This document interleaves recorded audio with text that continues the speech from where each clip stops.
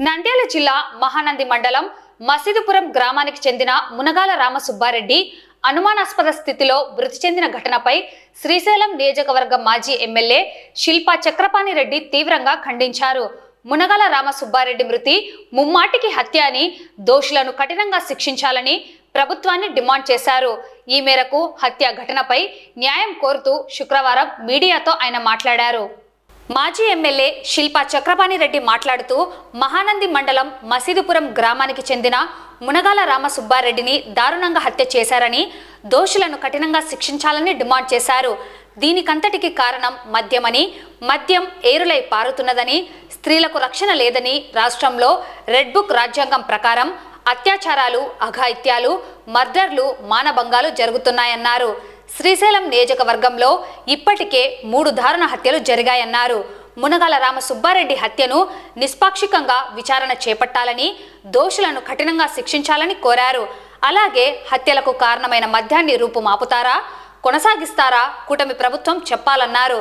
ఈ కార్యక్రమంలో వైఎస్ఆర్సీపీ నాయకులు పాల్గొన్నారు.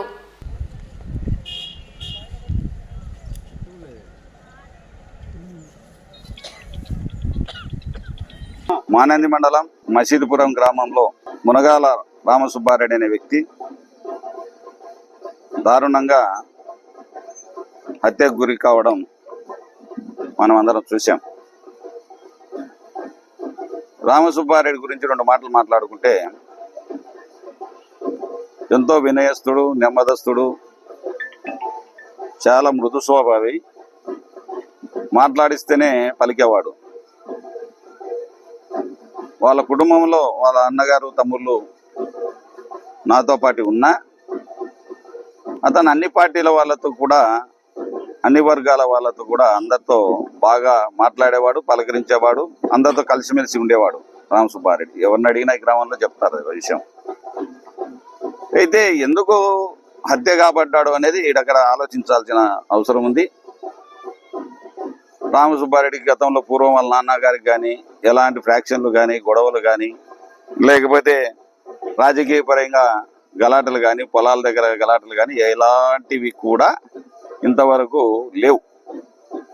రామసుబ్బారెడ్డికి లేవు, వాళ్ళ కుటుంబానికే లేవు. ఆ విధంగా ఉన్నటువంటి వ్యక్తి రాత్రి ఒంటెద్దు ప్రవీణ్ కుమార్ రెడ్డి అనే వ్యక్తి 9 గంటలకు ఫోన్ చేసి బావి వద్దకు రమ్మని చెప్పి, అక్కడ డిన్నర్ చేసుకున్నామని చెప్పి మందు తాగడం కోసం పిలవడం జరిగింది. ఆయనతో పాటు కొంతమంది కూడా అక్కడికి పార్టీలో పాల్గొన్నట్లుగా తెలియడం జరిగింది. అది గతంలో ఎప్పుడు చూసినా బావి వద్ద చాలా మార్లు కూడా డిన్నర్లు చేసుకుంటున్నట్టుగా ఈ గ్రామస్తులు చాలా మంది తెలపడం జరిగింది. అప్పుడప్పుడు వీళ్ళు కలిసి డిన్నర్లు చేసుకుంటా ఉన్నారనే విషయం గ్రామస్తులు కూడా చెప్పడం జరిగింది. అయితే రామసుబ్బారెడ్డి 9 గంటలకు ఇంట్లో నుంచి బయటికి వెళ్ళినటువంటి వ్యక్తి 10 గంటల తర్వాత కూడా రాకపోయేసరికి భార్య ఫోన్ చేసి భోజనానికి రామని ఫోన్లో పిలిస్తే వస్తున్నాననే మాట ఒక్కటే మాట చెప్పి వస్తున్నానని చెప్పి ఫోన్ పెట్టేయడం జరిగింది. ఫోన్ పెట్టేసిన తర్వాత మళ్ళీ ఒక అర్ధగంట ఆగి, అర్ధగంట 3/4 గంట ఆగి మళ్ళీ ఫోన్ చేస్తే స్విచ్డ్ ఆఫ్ అని రావడం జరిగింది. మీ నాన్నది ఫోన్ పనిచేయడం లేదు, ఏమన్నా ఛార్జింగ్ అయిపోయిందామా అని చెప్పి కొడుకు కూడా ప్రయత్నం చేస్తే కొడుకు కూడా తెల్లవారులు ఎన్నిసార్లు ఫోన్ చేసినా స్విచ్ ఆఫ్ గానే వస్తూ ఉంది. ఇప్పుడు ఏమైతా ఉంది, ఇది ఖచ్చితంగా హత్యే. ఎందుకంటే ఒక కథ నల్లినారు వీళ్ళు. ఎవరైతే ఈ ప్రవీణ్ కుమార్ రెడ్డి వాళ్ళకి ఆయన వెంట ఉన్నటువంటి కొంతమంది, అది 4 కావచ్చు, 6 మంది కావచ్చు, రేపు వాళ్ళని పట్టుకొని గట్టిగా కూపిలాగితే అన్ని విషయాలు బయటకు వస్తాయి, ఎవరెవరు ఉన్నారు దీంట్లో అనే విషయాన్ని. ఒక కథ అల్లారు. రామసుబ్బారెడ్డి మందు అయిన తర్వాత ఒక ఫోన్ తీసుకోవడానికి పోతే ఆ బావిలో పడిపోయాడు అని చెప్పి అంటే అతనికి ఈతొచ్చు. ఈతొచ్చినటువంటి వ్యక్తి ఎంత మొప్పులున్నా, ఎంత కైపులున్నా ఖచ్చితంగా ఒడ్డుకు చేరుకోగలడు 100%. పైన ఎవడన్నా ఊపిరి అల్లాడకుండా చేస్తే తప్ప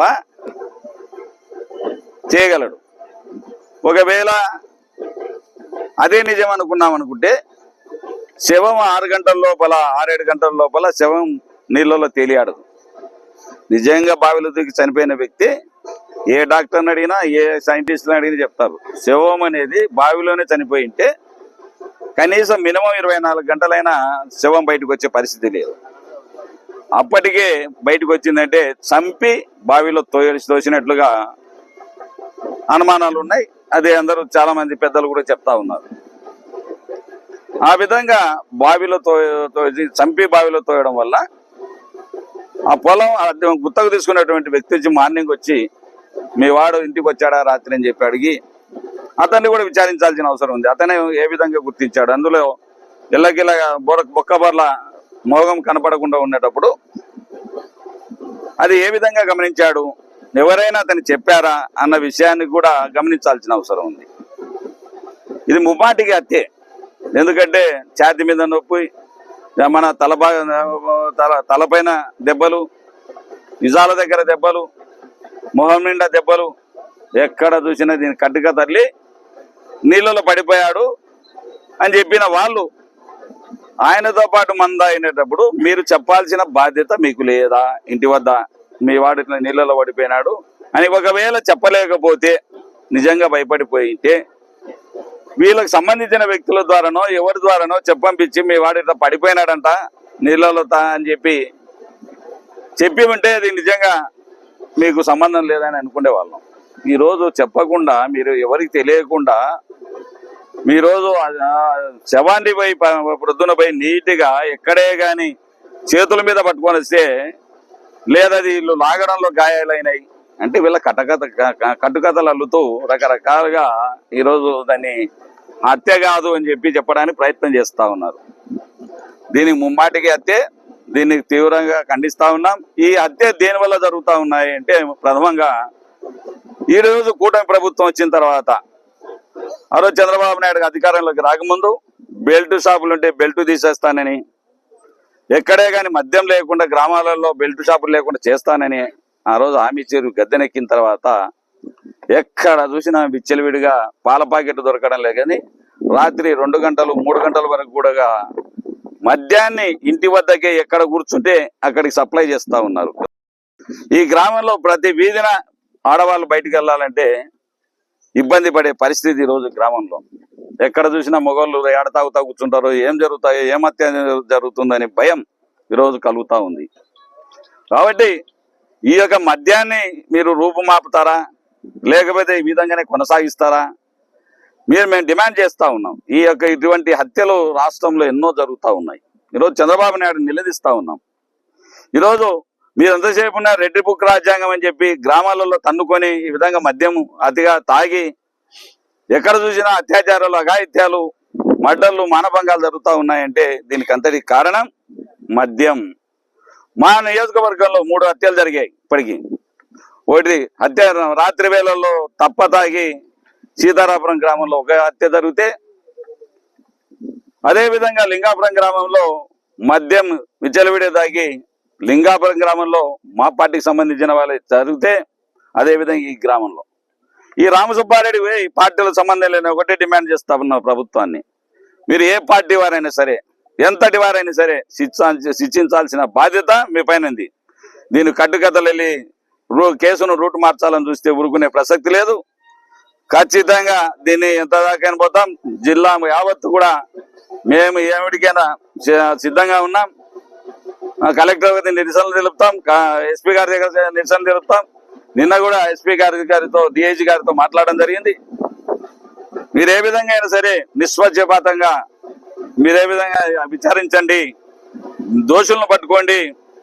ఇది ఏ విధంగా ఇలాంటి హత్యలు ఆపాల్సిన అవసరం ఉంది అని చెప్పి కోరడం జరిగింది. వెంటనే స్పందించి చేస్తామని చెప్పిన మాట ప్రకారం నిన్న కొంతమందిని అరెస్ట్ చేశారు, ఇంకో కొంతమందిని చేయాల్సిన అవసరం ఉంది.